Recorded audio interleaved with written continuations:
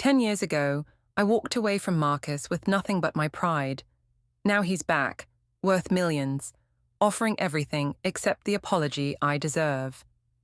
He thinks his money can rewrite our history, but this black woman knows her worth isn't measured in dollar signs.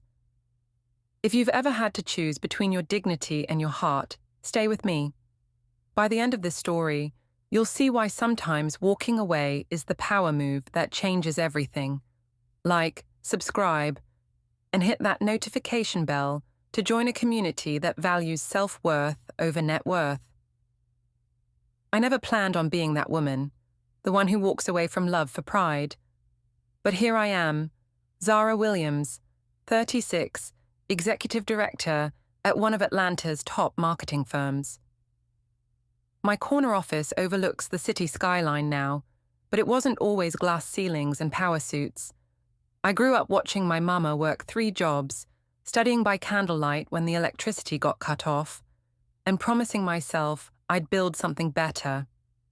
College was my ticket out, first in my family to go, scholarship in hand, dreams bigger than the cramped apartment we called home. That's when Marcus Taylor walked into my life, second day of Intro to Business Ethics. He sat next to me, borrowed my textbook, because his was still shipping, and somehow made me laugh, even though I was terrified of speaking up in that lecture hall. We were opposites in so many ways. Marcus came from old money, the kind that buys legacy admissions and summer homes. But there was something hungry in him, something that recognized the hunger in me. We both wanted more than what we'd been given, just for entirely different reasons. When he asked me to coffee after class, I surprised myself by saying yes. That coffee turned into late-night study sessions, which turned into walks across campus holding hands, which turned into the kind of love that makes you rewrite all your plans. Marcus was brilliant, ambitious, with this intensity that made everything feel possible. When we talked about our futures, they always intertwined. My design vision, his business acumen. We'd build something together, something that mattered. For 3 years, we were inseparable. I fell in love with the way his mind worked, the way he could charm any room, the way he held me when nightmares of my childhood woke me sweating.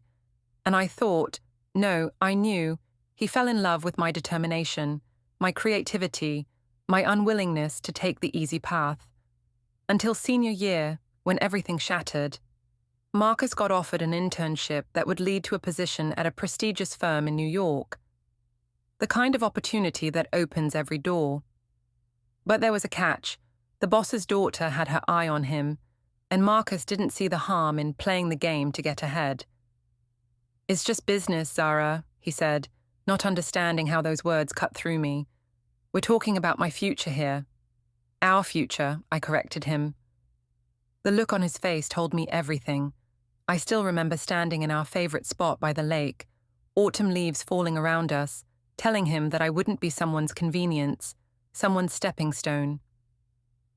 "If I'm not worth fighting for now, I never will be," I said, my voice steadier than my heart. He chose New York. I chose myself. The next months were a blur of tears I wouldn't let anyone see. I threw myself into my senior projects, graduated with honors, and took a job at a small agency where nobody knew to ask about the guy and the photos I'd removed from my desk.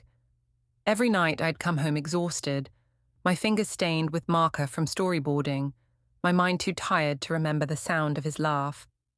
That first year without him taught me more about myself than all of college. I learned that heartbreak doesn't kill you, even when you think it might. I learned that my voice sounds stronger when it's not seeking approval.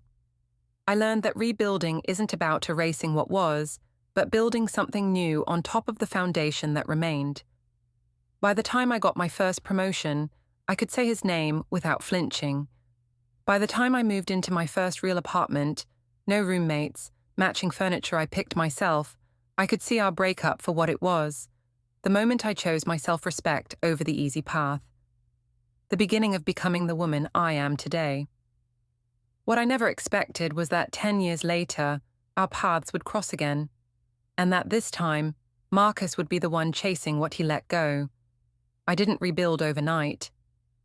The first year after Marcus was a blur of 14-hour workdays and microwave dinners eaten standing at my kitchen counter. My small agency position became my lifeline, the one place where success depended solely on my talent, not who I knew or whose heart I broke. My boss noticed my dedication and handed me increasingly challenging clients. I threw myself into each campaign like it was oxygen. Social media became both blessing and curse. I'd scroll through at 2 a.m., seeing glimpses of Marcus's new life in New York, sophisticated parties, arm candy, changing with the seasons, his smile never quite reaching his eyes in those professional photographs. I told myself I was checking on an old friend. I knew I was lying. Dating again felt impossible until it wasn't. There was Michael, the kind architect who never pushed when I went quiet. Then James, whose passion for community work reminded me there were men who valued more than corner offices. Each relationship taught me something, but none of them were Marcus. I both hated and was grateful for that fact. My career trajectory surprised everyone but me. By 30, I was leading my own team, bringing in accounts that put our boutique agency on the map. My designs won awards. My presentations made clients lean forward in their seats. The shy scholarship girl had found her voice, and it was louder, clearer than I'd ever imagined. I bought my first home at 32, a modern loft with exposed brick and windows that flooded with morning light. I'd sit on my balcony some evenings, glass of wine in hand, and realize I'd built exactly the life I wanted. The ache of what might have been with Marcus had dulled to an occasional pang, like an old injury that only hurts when rain is coming. Then came the invitation to speak at the National Marketing Summit in Chicago. 10 years of climbing, and I'd finally reached a platform where others wanted to hear my story. I packed my best suit, practiced my speech until the words felt like second nature, and boarded the plane, never suspecting that in a hotel ballroom 3 states away, my past was waiting to become my present. The Chicago Marriott ballroom buzzed with networking energy, business cards exchanging like currency, LinkedIn connections happening in real time. My presentation on authentic storytelling in digital marketing had gone better than expected. People actually laughed at my jokes, and 3 companies had already approached me about consultation work. I was riding that post-speaking high when I felt it, that distinct sensation of being watched. I turned, champagne flute halfway to my lips, and there he was. Marcus Taylor. He'd filled out in the decade since college.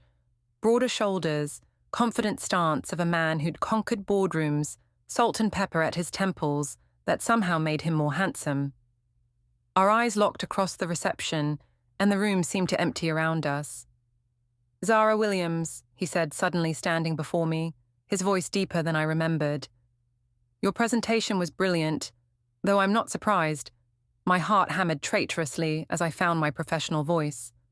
"Marcus, I didn't know you'd be here." I wouldn't have missed seeing the marketing genius everyone's talking about. His smile was the same, slightly crooked, devastatingly effective. "My company just acquired Bergman Digital. I'm heading their rebranding." Of course. Bergman Digital, the tech giant worth billions. The rumors about their mysterious new owner suddenly had a face, his face. "Congratulations," I managed. "You always said you'd build an empire." Something flickered in his eyes. Some dreams came true, others. He let the thought hang between us like smoke. Our conversation was interrupted by admirers wanting my contact information, but Marcus handed me his card before disappearing. "My private number," he said. "Use it." I told myself I wouldn't call. I lasted 36 hours. What followed was a whirlwind. Private jets to dinner in New York. Courier-delivered gifts with handwritten notes. Marcus had become everything he'd promised. Successful, powerful, connected. But beneath the expensive suits and acquisition talks, I glimpsed moments of the boy I'd known. The way he still laughed too loudly at his own jokes. How he remembered I take my coffee with cinnamon. "I've missed you," he admitted over candlelight at a restaurant he'd rented entirely for us. Every milestone, every success, something was missing, someone. The words I'd once dreamed of hearing. But something felt wrong about the ease with which he tried to slide back into my life, as if the decade between us was merely an inconvenient pause, rather than the years that had shaped me into who I'd become. The turning point came during a weekend Marcus planned at his Hamptons estate. Everything was perfect, too perfect. The chef preparing my favorite foods, the playlist of songs from our college days, even photos of us he'd kept displayed in his study. It was like he'd created a museum to our past, preserved in amber.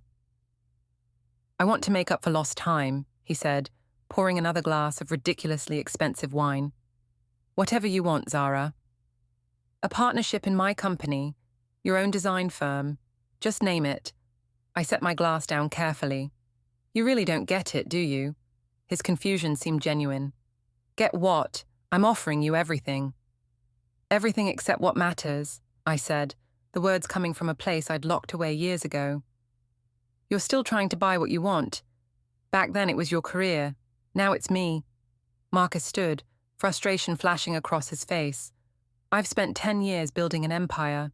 Do you know how many people would kill to be sitting where you are?" "Then invite one of them to dinner," I fired back, "because I'm not impressed by your empire, Marcus. I built my own life while you were gone." The argument escalated, years of unspoken pain surfacing like bubbles in boiling water. He couldn't understand why his success, his money, his power weren't enough. And I couldn't make him see that the hurt wasn't about what he could give me now, but what he'd deemed me not worth fighting for then. "You left me," he finally shouted. "You gave me an ultimatum."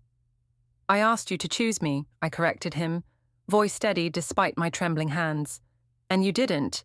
Now you want to use your millions to pretend that never happened." I grabbed my overnight bag, already packed because some part of me had known this moment would come. At the door, I turned back to him, standing amidst all his expensive things, looking somehow smaller than I remembered.